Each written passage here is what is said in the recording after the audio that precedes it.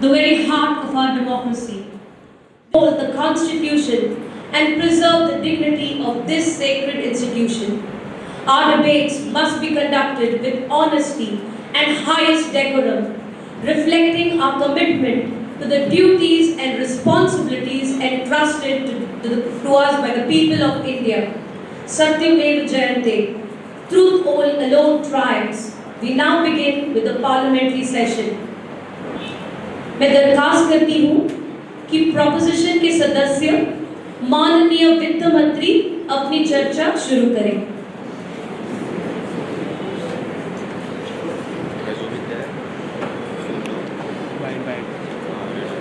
Great challenges create great opportunities. Honorable Speaker, respected members of this august House, I rise today to announce a series of transformative investments that will shape the future of our nation. We are investing an unprecedented of rupees 12 lakh crores, equivalent to 4.5% of our GDP, towards infrastructure development like Bharatmala and Sagarmala, connecting every corner of our nation and laying a solid foundation for a future growth. Sabka Saath, Sabka Vikas, a bold vision for inclusive development across all regions and communities. We've committed rupees 50 crore towards the Smart Cities mission. The opposition falsely claims that states not mentioned in the budget speech received no allocations. This is absolutely baseless. Even in past budgets, many states weren't mentioned, yet they received funds. You all be much okay. The opposition should check their facts before making such misleading statements. This is not a Bollywood movie where drama sells. This is the parliament where facts matter. Our farmers, the backbone of our nation, are central to this project. We are investing rupees 2.5 lakh crores to modernize agriculture with expanded irrigation, better market access, and the launching of Digital Krishi Initiative, ensuring uplifting the poor and marginalized. The Pradhan Mantri Garib Kalyan Yojana has driven poverty reduction and social equity.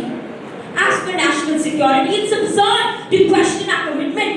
It is this government that has the courage to strike at the very heart of terror with surgical precision.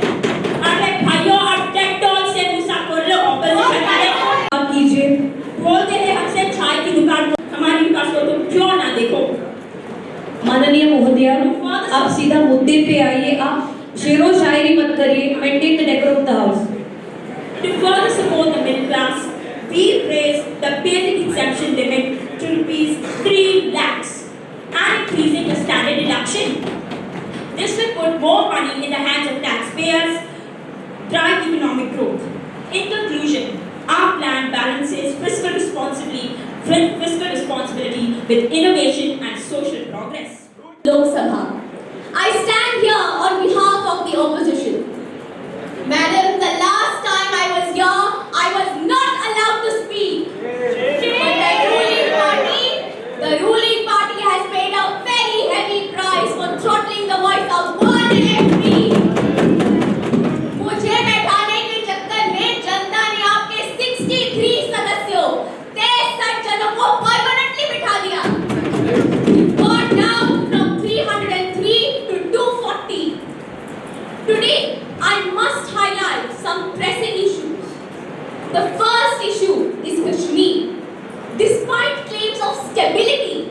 abrogation of Section 370, the government has failed to field candidates in the 3 key valley seats.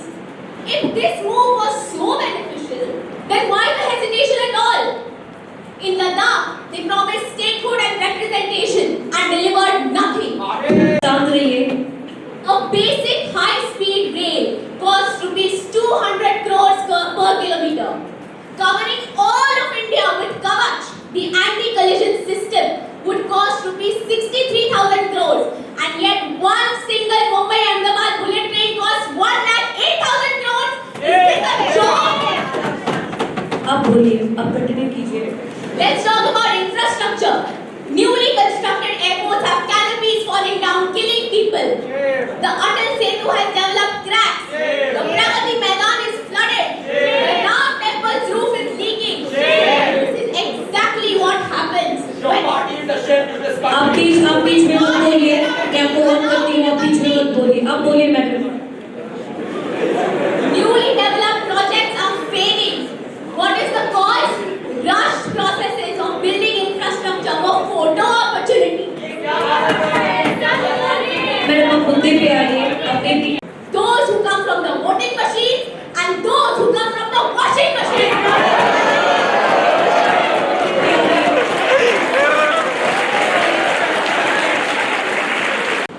I now invite the member of the proposition team, Honorable Minister of Railways, to put forth his discussion.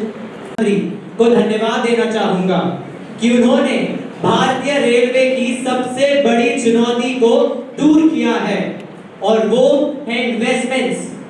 हमें गर्व होता है जब कोई कहता है कि भाई आपको शहर से बाहर जाना है तो आप ट्रेन से जाइए। आपको बोलने दीजिए, आपको राज्य से बाहर जाना है तो आप ट्रेन से जाइए। क्यों कहते हैं लोग ऐसा? क्योंकि जिस माध्यम से उन्हें पहले घूमते फिरते वक्त तकलीफें आती थी, आज उसी माध्यम को इस तरह विकसित कर दिया गया है कि रेलवे नए भारत के आर्थिक स्थिति की जान बन गई है। Modernizing our railways not only boosts economic growth but also helps in better connectivity and improves the quality of life for millions of citizens. ये दिखाता है कि किस तरह दूरदर्शी नीतियां सकारात्मक परिवर्तन ला सकती हैं और राष्ट्र विकास में योगदान दे सकती हैं। In a country like India, which was gifted the legacy of trains by the colonialists, we today stand as an example that we are capable of creating a world-class system of luxury trains which aren't just comfortable and fast-paced but are made for the people themselves. And these are the Vande Bharat trains. क्योंकि ये ट्रेनें चलती हैं तो वो लोगों के लिए। These semi-high-speed trains symbolize our commitment towards providing a pleasant travel experience for all our passengers, thus reducing travel times. और हम जानते हैं, हमें मालूम है कि विरोधी पक्ष के नेता ट्रेन हादसों पर 10 साल में रास्ते में भटक गई। सरकार भटक गई है। बीच में मत बोलिए, आपको बोलने का मौका दिया जाएगा, अब बोलिए। मैं आपको बहुत बहुत धन्यवाद करना चाहती हूँ कि मुझे आज बोलने का मौका दिया गया। अरे सच्चाई से डर रहे हो क्या? लेकिन हमारे लीडर का माइक पिछले भाषण में बंद कर दिया गया था। कृपया करके आप विषय पे बात करिए, आप बात को घुमाइए मत, विषय पे बात करिए, ये बहुत बुरी बात है। स्पीकर जी, पहले कहा गया कि गाय माता को बचाओ, लेकिन गाय माता की रक्षा के लिए किया क्या? Our farmers are struggling and the government schemes have failed to provide the necessary support. They talk about Gay Seva, but where is the infrastructure for animal husbandry? एक हाथ में भगवान का नाम और दूसरे हाथ में बेरोजगारी की तलवार. This is the reality of today's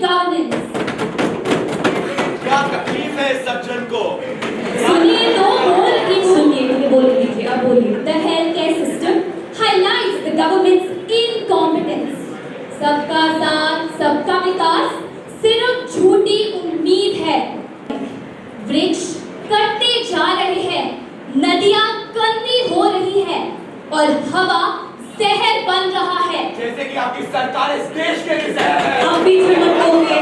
हाँ बोलिए, आप बोलिए। बोलिए तो आप CAA लिख कर आए, जो कहा वो किया। 1 रैंक 1 पेंशन लाए, जो कहा वो किया। मेक इन इंडिया की नींव रखी, जो कहा वो किया। हमारी सरकार ने भारत की अर्थव्यवस्था को इतना सशक्त करा है कि हम 11वीं सबसे बड़ी अर्थव्यवस्था की जगह मात्र 1 दशक में विश्व की वैश्विक पटल पर हम 5वीं सबसे बड़ी अर्थव्यवस्था बने। बैठ जाइए, माननीय मंत्री, अब बैठ जाइए। छुपाती, अरे उन चोरी के पैसों से कुल्फी फालूदा खाने की मिठासी अलग। मीटिंग में आइए, आप बैठ जाइए। Under the Pradhan Mantri Kisan Samman Nidhi, the government has also transferred 20,000 crore rupees to over 9 crore farmers. We have increased MSP substantially, promoted organic farming, and invested in cold storage units and agro-based industries.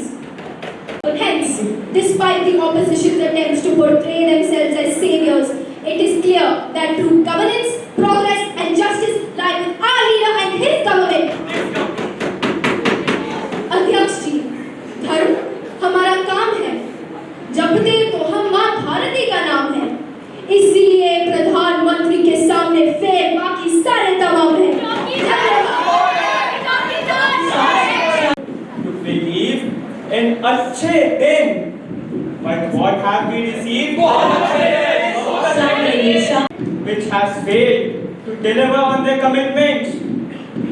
Their leader spoke at length about empowering women and ensuring safety to them with much publicized campaigns like Beti Bachao, Beti Padhao, which has turned out to be more of an advertisement than action. We all are aware of what has happened in this country in past 2-3 weeks. But it is not only the story of these past weeks, because ravishment is one of the most common crimes against women in India, and such acts take place almost every single day since throughout the decade. अच्छे दिन आए या नहीं? शांत रहिए, आप बोलिए। Just imagine if you earn 10 rupees, 3 rupees is taken away as income tax, another 2.5 taken away by GST, 1 rupee deducted as capital gains tax, with subcharges and cess amounting to 1.5 rupees. So out of 10 rupees, only 2 remains. And what do we get in return of these taxes? What world-class services does this government provide to our citizens? India has always maintained exceptional relations with Bangladesh, but recent violence has sparked concern. Despite our calls for restraint and dialogue, the issue did not subside, leading to Prime Minister Sheikh Hasina seeking refuge in our country, a request that we swiftly honored. Members of the opposition, I remind you that this ruling party will always keep the citizens of our nationals in Bangladesh, the 19,000 nationals in Bangladesh, as our priority. We remain vigilant and we continue to closely monitor the situation. For his insights into our economic progress, infrastructure development, and foreign policy. Thank you, sir. I now invite the opposition, Honorable Minister of Commerce and Trade, to deliver her address. Honorable members of the House, I rise today to express my deep concern and disappointment with the direction of our country leading under the ruling government. In its enthusiasm to push its agenda, it has forgotten the fundamental principles of democracy and welfare of the people. बोलने दीजिए। One of the pressurizing issues I want to bring to the attention of this house is the issue of unemployment. Jobs कहाँ है?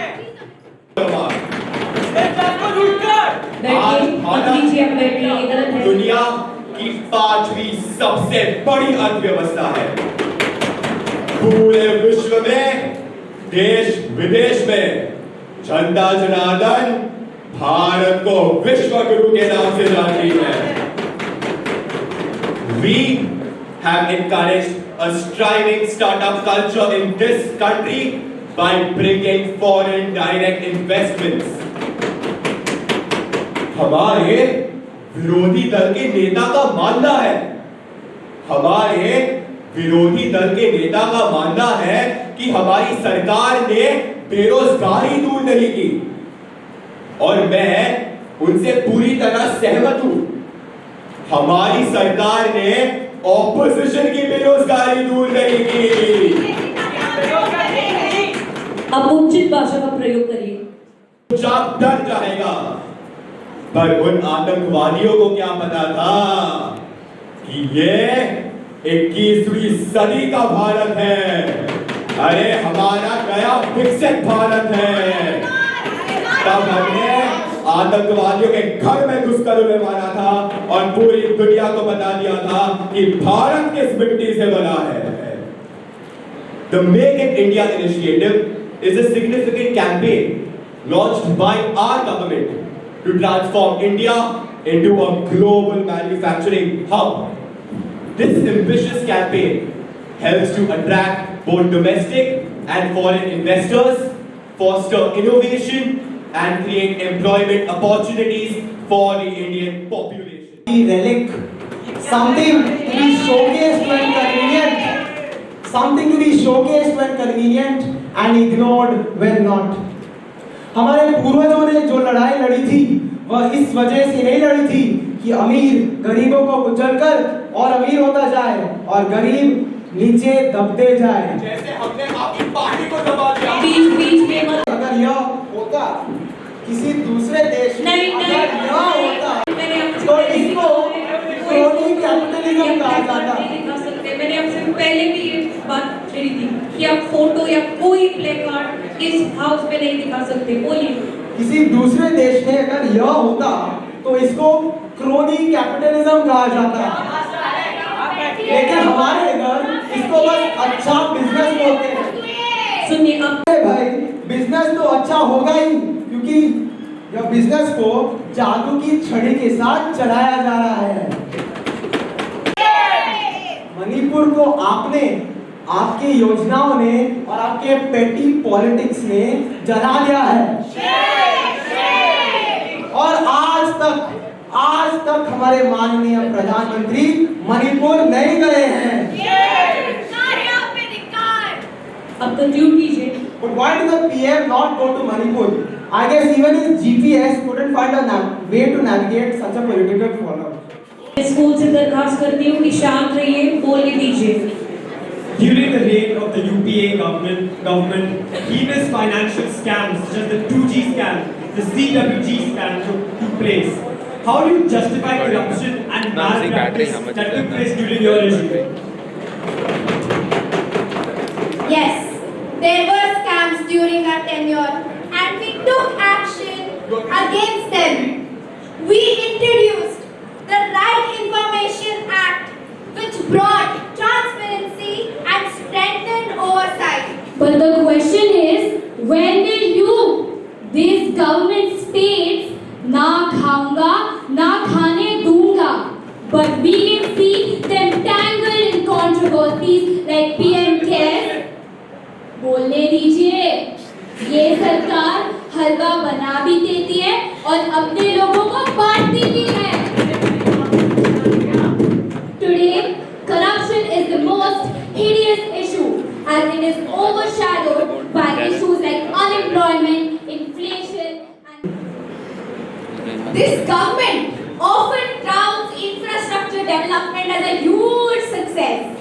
But we see projects delayed, cost overruns, and poor execution. How do you explain this? विपक्षी दल कहता है कि हमारी सरकार ने इंफ्रास्ट्रक्चर पर ठीक तरीके से ध्यान नहीं दिया। जरा मैं ऑपोजिशन से पूछना चाहूंगा, क्या आपको इंफ्रास्ट्रक्चर की स्पेलिंग भी पता है? इंफ्रास्ट्रक्चर का मतलब भी पता है? प्रधानमंत्री माफ कीजिए, आपकी तरह हम सभी के पास मास्टर ऑफ आर्ट्स की डिग्री थोड़ी है। Our government has led to the development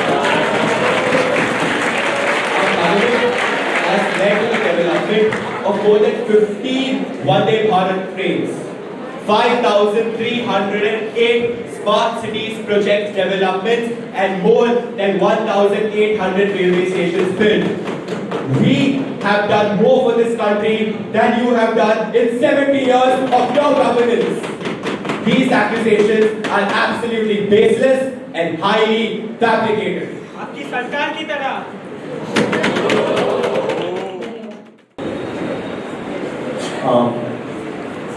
The question to the proposition or the ruling party over here is the people of India have seen that all the elected representatives who are there right now in the parliament are increasing their own benefits for themselves, while the benefits for the people do not seem to be improving themselves.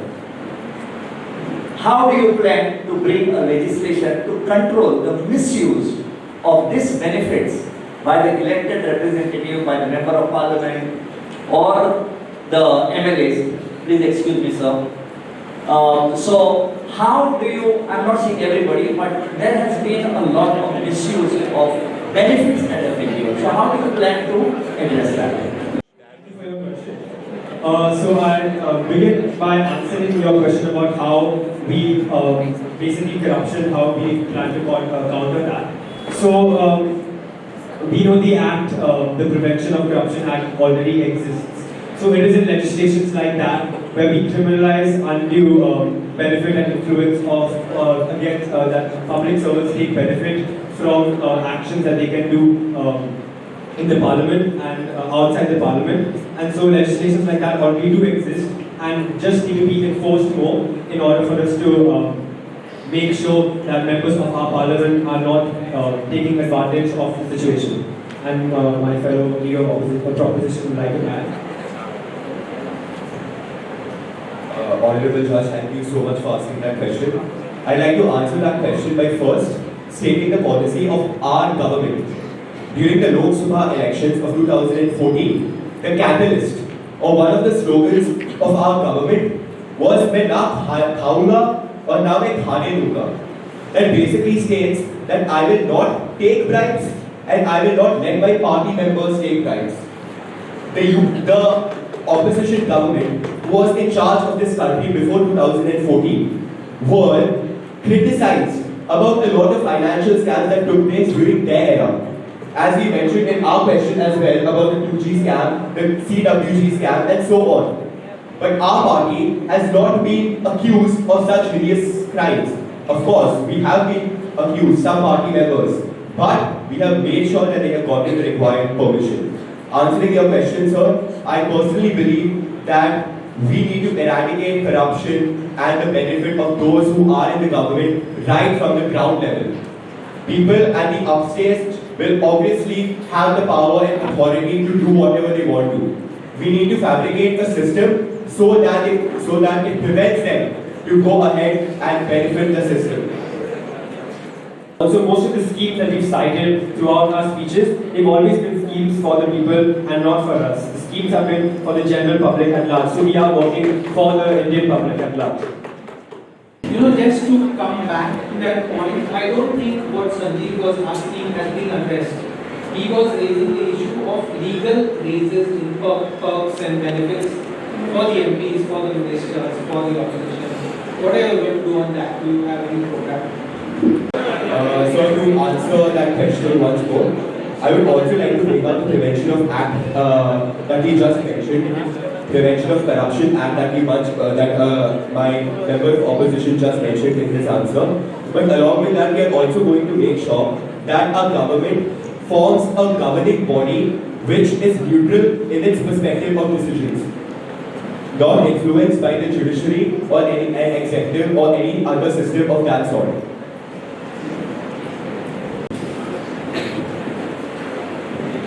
Okay, my question for the opposition is that we have the second largest population in the world, and about 60% of our population come under the age of between 21 to 60, that is the working class.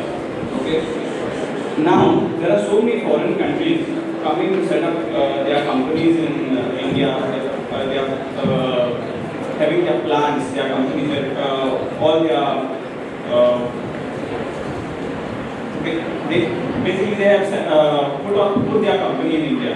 So, don't you feel that the people of India should have jobs, and the issue of unemployment should not be that high? Please give me a view on this.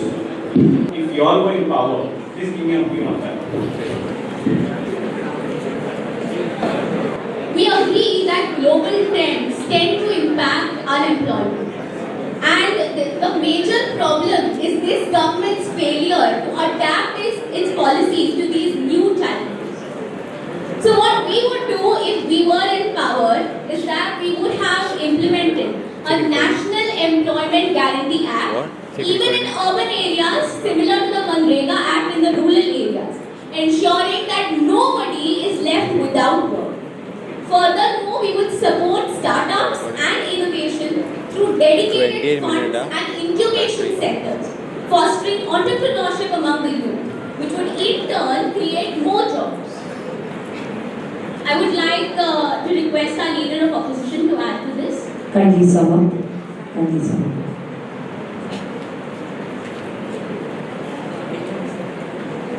So also when companies are setting up their plants or their factories in India, obviously they have to sign a clause.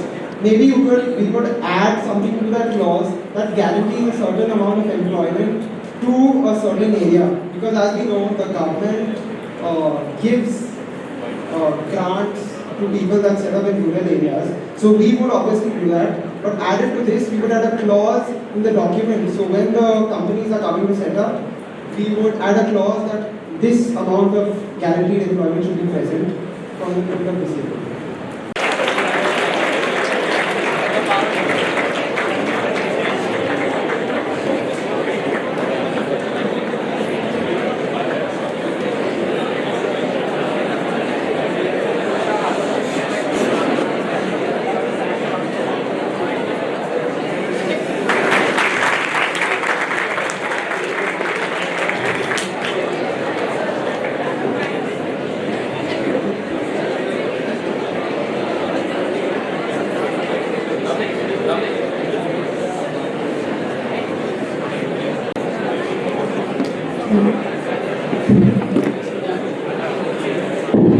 Good afternoon, everyone. The Honorable Judges Frederick Norona, who I have known to be a very fine journalist. And let me say one thing before I go ahead. Journalism today is so different from journalism of those days.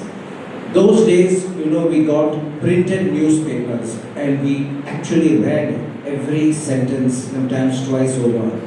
And it was not only informative, but inquisitorial in nature, by which the journalist himself had knowledge, he asked questions, pertinent, specific, direct and sharp questions, and elicited answers to either gather what information he wanted, or perhaps sometimes expose the ignorance of the person being interviewed.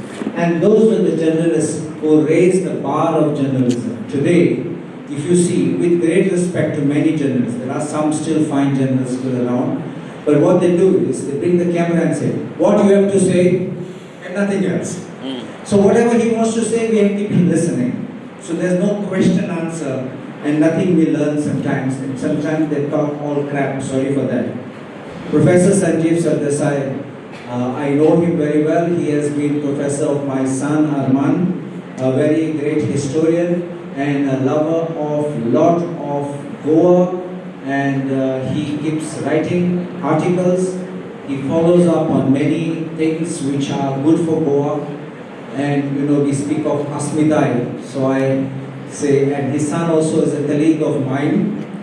Advocate Montero is a colleague, and I'm glad that he is a part of ex-Boscoite. Reverend Father Principal, Father Tamatu Cardos, Father Jacinto Dias, and our speaker, the Honorable Speaker, Teacher Bianca. And now I will read all the names of the people here. From the proposition, the students, Ilan Nazarali, Nicole Norona, Lucius Galmeda, Salil Deshpande, Kelly Fernandez, and in the opposition, Vedanta Verma, Isha Kamal Malekar, Lakshmi Chandan, Kashwi Dhawan, Atharva Suresh Mantri. You all have all put up a very good performance, and it was interesting, enlightening, and humorous too. And I'm glad you all did a very nice performance today. My association with Don Bosco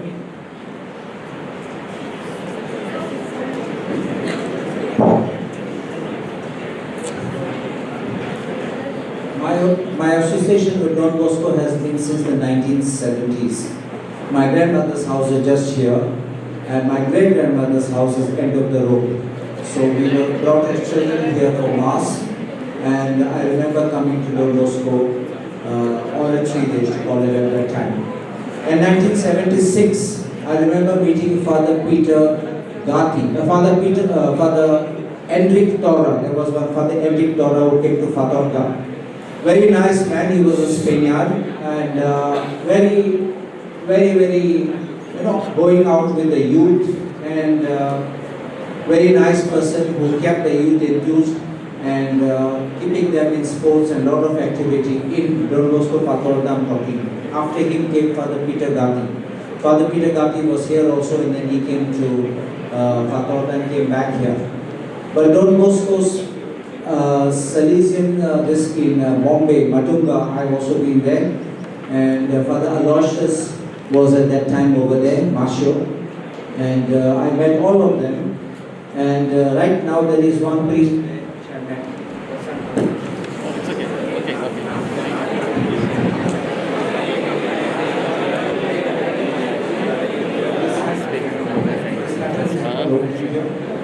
Can you all hear?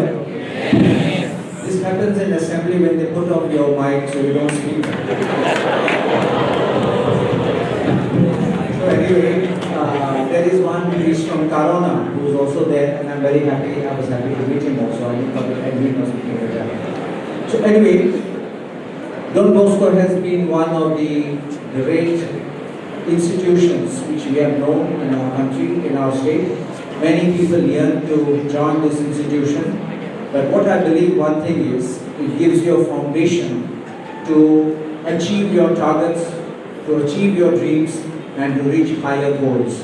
And I think if you follow the spirit of your education you learn here, remember education is not simply qualifications. I hang no certificates on my wall because I believe every day we perform, and every day what we stand up, what we showcase is what we will be showing what we are.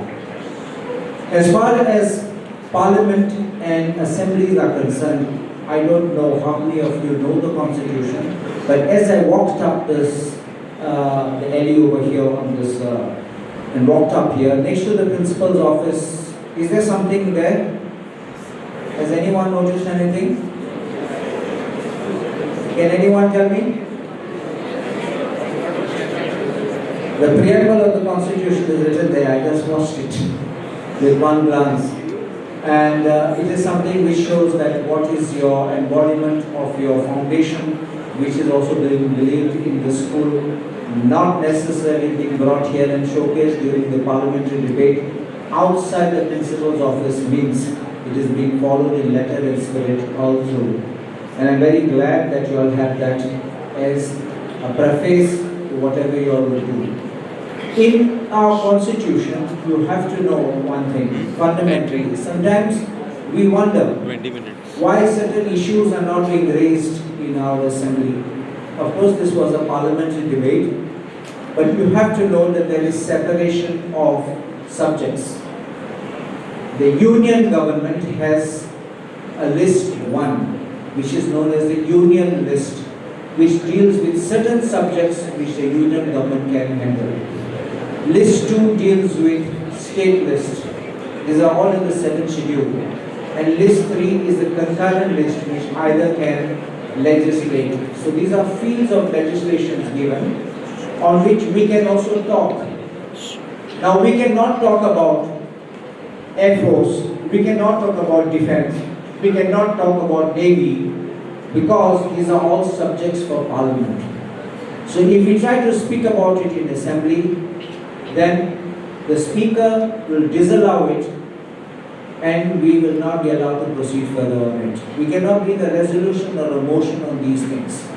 So therefore you have to know that even when legislating or bringing a resolution, there are limitations on one or the other. But you have to know one thing. When the central government brings out a legislation which is in a concurrent list, the state government cannot legislate on it unless it has prior assent to the President of India. You might have known or you might have watched it. When they were amending certain laws, I stood up and said, this is a central legislation, you can't amend it. And then they said, yes, we will reserve it for assent to the President of India. Whenever there is a debate which takes place, we have days of demands. What are days of demands today? That will be agriculture, so concerned minister will be there. So on any corporation in our state today, agriculture minister also corporation minister. What do you call cooperative societies. So there we will speak about only his demands. On the next day when it comes to let us say the town planning and the health ministry, we talk only about those things. We don't generalize and we don't speak other things. We won't talk about home, we won't talk about bad conditions of the roads, because home will be police and all will be home department and bad condition of roads will be PWD. So you confine your debates when you talk about it demand-wise. And when you ask the questions, on the questions you have to get specific answers. I will tell you one experience of mine, I don't know if you have watched it. I particularly asked about fortified rice. You know what is fortified rice, which we all call plastic rice. I asked the concerned minister, the first question of mine was, has the government taken a conscious decision on implementation of supply of fortified rice in Goa? I had seen that there was a lot of debate about fortified rice. Fortified rice is when they blast the rice with iron content. And that iron content is given to people who suffer from iron deficiency. But it is not good for everyone, especially for men and people who don't suffer from iron deficiency. So therefore, simply giving it even free to you is not good. So I asked a question. Did you take a conscious decision? See my word. And the answer given by the bureaucrats was, we received letter on 25th August. And everything happens on 25th August. Even the minister approves it on 25th August. That means the file moved in super speed. It is very clear. And they gave me the file notice that there was no conscious decision. Because the government of India was debating for 2 to 3 years whether to allow it, whether to import it, and whether to distribute it. You could have done the distribution in areas, in parts of India where they suffer from malnutrition, but not suddenly push it here. But somebody got the contract and they wanted to import it, so they wanted to push it. And when I asked the minister, I was very specific on my question. And then he got confused. And he didn't know what was conscious decision. It was very funny, you must watch that. Bono vacancia and abandoned houses, where they have the power to take over lands and properties which are standing alone without any legal heir, and they use another thing, abandoned houses, abandoned properties. I asked about this part, first part of without legal heir, but I'm coming to this one about abandoned properties. I asked the Honorable Chief Minister, what do you mean by abandoned properties? He said, it's without legal heirs. Please watch my debate. And I said, no. Without legal heir is monovacancia, which you have defined it. It can't be the same. Then he looked at the book, and I said, if you look very carefully, abandoned means the house is closed, therefore it's abandoned. Because there are many people who own the house, many heirs. Nobody wants to stay in that house because he has to repair that house. So he stays outside the house. He may stay opposite the house, but he abandons the house. He may stay in Bombay, he may stay in Panjim, but in the village he has abandoned his house. So that will be abandoned, which means the government just takes over your house. What if the person is abroad and others don't want to stay in this house? 4 are abroad and 1 is here, but he doesn't stay in the house. It's abandoned. So he got confused. And watch what he says. He tells the speaker, let's pass it. This is what I say is wrong. As opposition, it is our duty to point out flaws. As opposition, sometimes I'm asked, why do you give a suggestion? Remember one thing, we are a minuscule 7 in the opposition. If the government wants, by a brute majority of 32, one is the speaker, with a brute majority, they simply pass the legislation. But before it becomes law, if we can't oppose it, if we can't get it withdrawn, if we can't get it sent to select committee, then the thing minimum we can do is recommend where there can be a change, recommend where there can be a correction. And if we have managed to do that, I think this is a big success, not for us, but for the rest of Goa. And this is what I believe, that we need to use our skills. In Parliament or in Assembly, there are 2 types. One is the shouting brigade, and other is the knowledgeable one. I've been asked sometimes by some of my friends, look at ABC, then brushing over on, go.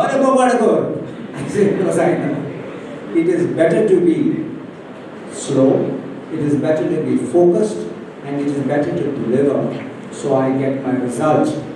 If you shout, nobody will listen. It will be cacophony, house may be adjourned, and in the process they will pass what they want to pass. Remember this. It doesn't serve us, and it doesn't serve the state to disrupt the house continuously. You can do it at some times, but not continuously. It is part of democracy, and sometimes people love the drama. Born, law, this kind of thing. But what did you achieve at the end of the day? You walked out, you allowed them to pass. You did not stand up, you did not oppose. I believe we need to work on these things. And if we do this, we will be able to achieve what we otherwise could not do. I congratulate the speakers today who spoke. It was very nice. We had people of varying temperaments, varying backgrounds, and it reflected in their styles. Some, I would say, were speaking the way I speak sometimes, and I won't say who. And some others were firebrand and really good. Of course, the judges will now decide who were good, the best, and how they are to be judged. But I'm glad that you all had a very nice beginning. I hope this will be the foundation for you to understand system of parliamentary democracy, and I wish all the students all the best